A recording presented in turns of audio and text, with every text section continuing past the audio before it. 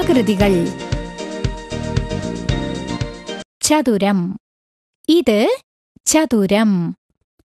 ചതുരം 4 സമഭാഗങ്ങൾ അടങ്ങിയതാണ്. ഇവിടെ ചുവന്ന നിറത്തിലുള്ള ചതുരമാണ് കാണുന്നത്. ഉദാഹരണത്തിന്, ഈ മേശയുടെ ഉപരിതലം ചതുരാകൃതിയിലുള്ളതാണ്. ദീർഘചതുരം. ഇത് ദീർഘചതുരം. ദീർഘചതുരത്തിന് 4 വശങ്ങളുണ്ട്. ഇത് നീല നിറത്തിലുള്ള ദീർഘചതുരമാണ്. അക്വേറിയത്തിന്റെ മുൻഭാഗം ദീർഘചതുരാകൃതിയിലുള്ളതാണ്. ത്രികോണം. ഇത് ത്രികോണം. ത്രികോണത്തിന് 3 ഭാഗങ്ങളാണുള്ളത്. ഇവിടെ നീല നിറത്തിലുള്ള ത്രികോണം കാണാം. ഈ ലൈറ്റിന്റെ മുകൾ ഭാഗം ത്രികോണാകൃതിയിലുള്ളതാണ്. വൃത്തം.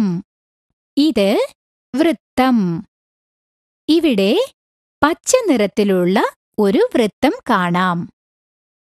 ഈ വള വൃത്താകൃതിയിലുള്ളതാണ്. പച്ചക്കറികൾ. ആപ്പിൾ.